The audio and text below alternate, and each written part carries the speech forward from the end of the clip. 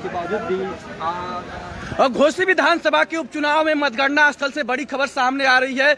मतगणना स्थल का पहला रुझान सामने आ गया है और समाजवादी पार्टी के उम्मीदवार सुधाकर सिंह 200 से अधिक वोटों से आगे चल रहे हैं। सपा के उम्मीदवार सुधाकर सिंह 3500 वोट पाए हैं, कुछ 3500 कुछ वोट पाए हैं, जबकि भाजपा के उम्मीदवार 3200 वोट पाए हैं। तो मतगणना स्थल से पहला रुझान आ गया है और पहले रुझान में ही समाजवादी पार्टी के उम्मीदवार सुधाकर सिंह आगे चल रहे हैं। माना जाता है कि पोस्टल बैलेट के जो मतदाता होते हैं वह सरकार के कर्मचारी होते हैं, सरकार को वोट करते हैं, लेकिन यहाँ पर सरकारी कर्मियों ने ही सरकार से बगावत कर दी है और पोस्टल बैलेट में ही भारतीय जनता पार्टी हार गई है। तो पहला अपडेट आ गया है कि पोस्टल बैलेट में समाजवादी पार्टी के उम्मीदवार 200 से अधिक वोट पाए हैं भारतीय जनता पार्टी के उम्मीदवार से।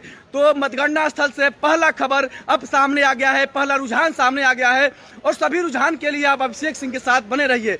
तो पोस्टल बैलेट के मतगणना में समाजवादी पार्टी ने यहाँ पर जीत दर्ज बना ली है, यानी कि आगे चल रही है। और माना जाता है कि जो सरकारी कर्मचारी होते हैं वो सरकार को वोट करते हैं, लेकिन यहाँ पर सरकारी कर्मचारी ने ही सरकार को बड़ा झटका दिया है, यानी कि सत्ताधीश पार्टी भारतीय जनता पार्टी के उम्मीदवार को सरकारी कर्मचारियों ने पकड़ाया है। यहाँ पर जिस तरीके से 200 अधिक वोट मिले हैं भारतीय जनता पार्टी के उम्मीदवार को, सपा नहीं माफी 200 अधिक वोट मिला है सपा के उम्मीदवार को, माफी यहाँ पर।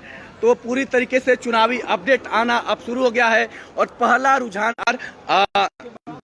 200 से अधिक वोटों से आगे चल रहे हैं। तो घोसी के उपचुनाव में पहला रुझान सामने आ गया है और पहले ही रुझान में भारतीय जनता पार्टी के उम्मीदवार दारा सिंह चौहान को बड़ा झटका लगा है। और कहीं ना कहीं जब सरकारी कर्मचारी भाजपा को ठेंगा पकड़ा दिए हैं तो यह बड़ा रुझान है देखने को मिलेगा। जिस तरीके से पहला रुझान आया है, यह पहला रुझान है, अभी तमाम अपडेट आपको मिलेंगे, लेकिन पहले ही रुझान में भारतीय जनता पार्टी के उम्मीदवार 200 से अधिक वोटों से पीछे हैं।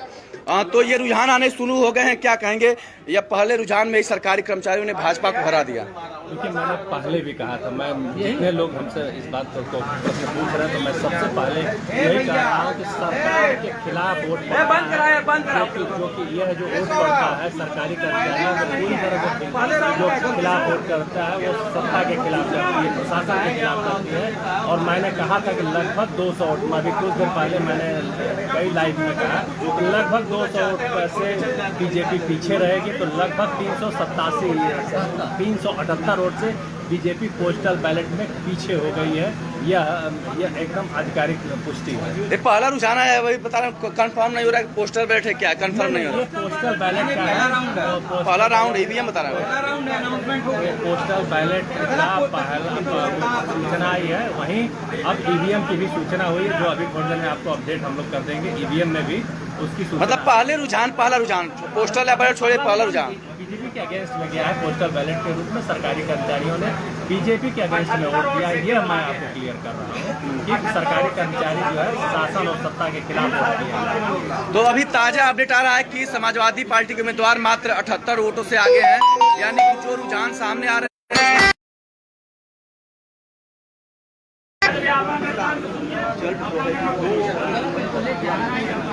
तो चुनाव के रुझान आने शुरू हो गए हैं। जैसे जैसे अपडेट आएगा आप लोगों को पता चलता रहेगा।